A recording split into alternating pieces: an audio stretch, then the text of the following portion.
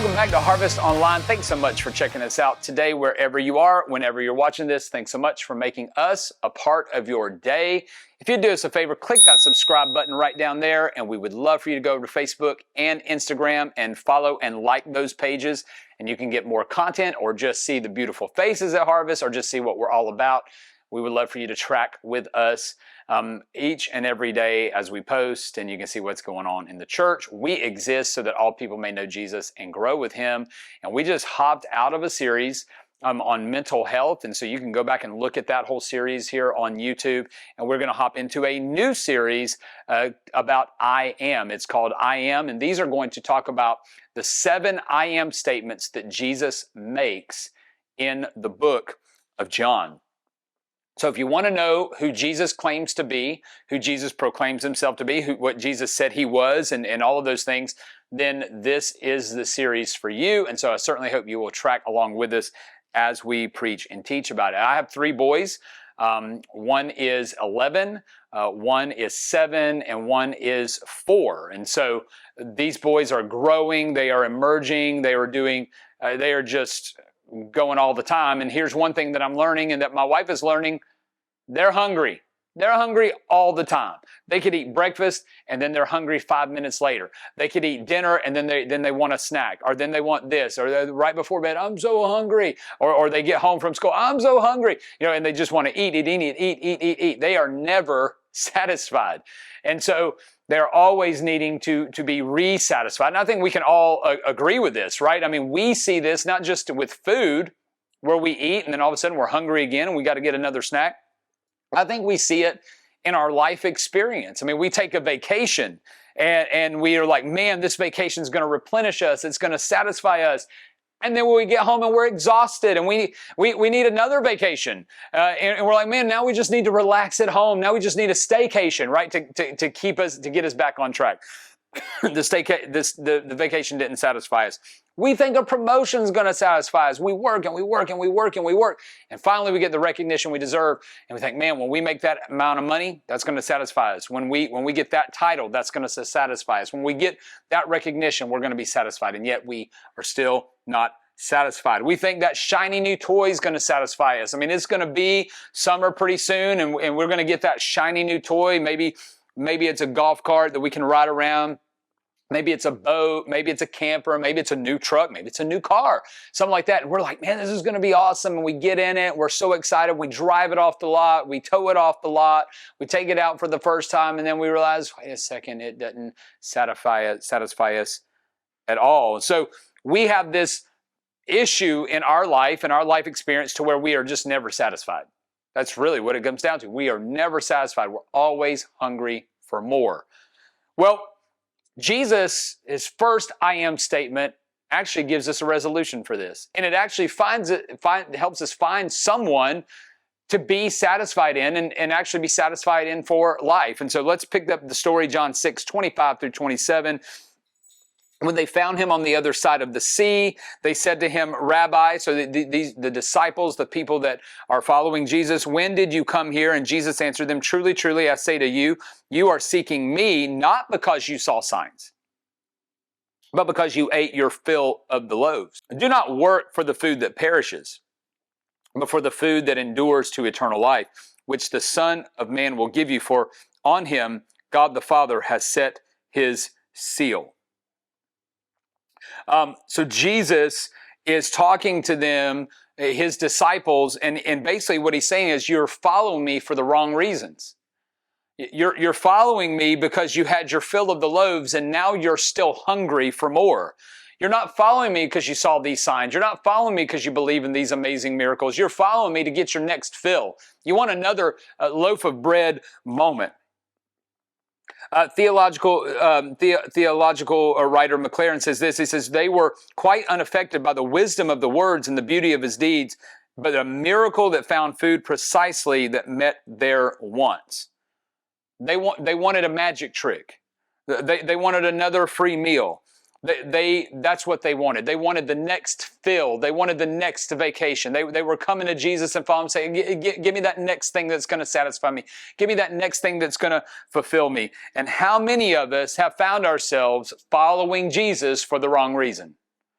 And how many of us have found ourselves following Jesus as if we had found a genie bottle and we put it off to the side, and then all of a sudden when we want that next thing, that next satisfying thing, that whatever it is, we rub the genie, Jesus pops out and we say, all right, Jesus, can you give me? Can you give me? Can you give me? And why are we following him for the wrong reason? And that in between the miracles, in between the loaves of bread, in between all of those types of things, we just don't follow him. And we keep going from one satisfaction to the next because we're always unsatisfied. Well, this next line is going to bring all of that into perspective. This next line that Jesus says is going to help us understand why Jesus is the answer to our hunger. Right? Like the Snickers commercial, right? Like we're hungry and we got to get the Snickers and it's going to change things. But this is how Jesus is going to do it. And this is what he says. He says, I am the bread of life. Whoever comes to me shall not hunger, and whoever believes in me shall never thirst. What Jesus is saying is that, look, I'm the one that we will find that will satisfy you. It's not if I do the next miracle. That might satisfy you for a moment, but then you're going to need something else. But I am the one, me, the person, not the miracle, not the bread, not the substance, but me, Jesus. In the Old Testament, God sent manna daily from heaven to sustain the Israelites while they wandering around in the wilderness. They were sustained by this bread for years. And what Jesus, when he says, I am the bread of life, he's saying to everyone who would know that story, I'm actually better than that manna. He's saying, listen, I am the bread of life. If you follow me, you're never going to go hungry and you're never going to thirst again. Second, Jews regarded the law or the scriptures as bread from heaven. And Jesus here is not saying that he has the bread, but rather that he is the bread. He's saying, I don't have it. I am it. And he is claiming to be completely satisfying spiritually. Dr. Tom Constable says it in this way. Coming to Jesus and believing are synonymous concepts, just as bread and water together represent total human need. Jesus did not mean that continual dependence on him was unimportant. He meant that believing in him would satisfy the basic human need and desire for life. And here's the important part. Again, Jesus linked life with himself. He is what sustains and nourishes spiritual life. It is by feeding on him that we obtain life initially and continue to flourish continually, spiritually. So here's the point. Finding Jesus satisfies us for a lifetime. Like Jesus is basically saying, listen, if you're hungry and you've been searching for something to fill you up, if you find me, you're going to be satisfied for a lifetime. You're never going to go hungry again. And so there's 4 life lessons from John 6:35. The first is to believe in Jesus. Belief that is played out in how we live. Believing in Jesus requires action. It's called lordship salvation. It's called we make that first step and we believe that he's the Son of God, and then we prioritize life around him and what he calls us to do.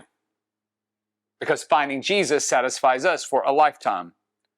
The second thing is we want to connect with God regularly. How do we develop a relationship with a friend or a spouse? We connect with them regularly. We go on dates, or we have coffee, or we go to eat, or we talk on the phone. It's the same is true of Jesus. Jesus is inviting us into relationship, not to religion, not to a list of rules. So instead, I would just challenge anyone listening to this, instead of a minute or two in Scripture, spend time with Jesus. Develop a dependence on him, a depth of relationship. The next thing is this, is that what God says is best. It's believing that whatever God is leading us to, whatever God says is best. Why? Because finding Jesus is going to satisfy us for a lifetime. We don't always understand what God says, because God is willing to be misunderstood. But listening to God is very hard. Obeying him is even harder. But we want to understand what God says is best in our life. because finding Jesus satisfies us for a lifetime. And the final thing is this, is that ask yourself, what's most important? If you were to talk to an athlete's going to guard their diet, they're going to guard what goes into their body, they're going to guard their time of working out and exercise and recovery. Why? Because they're going to ask themselves, what's most important? They want to be disciplined and to be rewarded for their discipline through competition. For believers, we need to keep our eyes on what is most important, and what is most important is Jesus. And it is very hard to live a life of faith, but the reward for doing so is for loving God, and even at our own expense. It is rewarding not only in this life, but it will be in the next.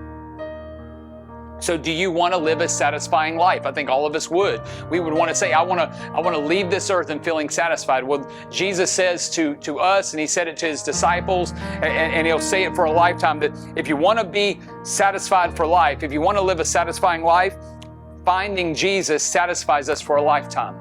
He is the bread of life, and we'll never go hungry, and we'll never go thirsty again. So you might be like my boys, and always hungry after you've eaten. And you may think that you're going to find life and satisfaction in the next thing, or the next job, or the next house you're going to buy, or the next adventure, or the next toy you buy, or the next set of clothes you buy, or the next shoes you buy, or the next show that comes up, or season 2 or season 3 of the show that you already like. Let me tell you something. You're only going to grow hungry. The only way to be satisfied for a lifetime is by finding Jesus, and understanding that finding Jesus satisfies us for a lifetime. We'll see you next week.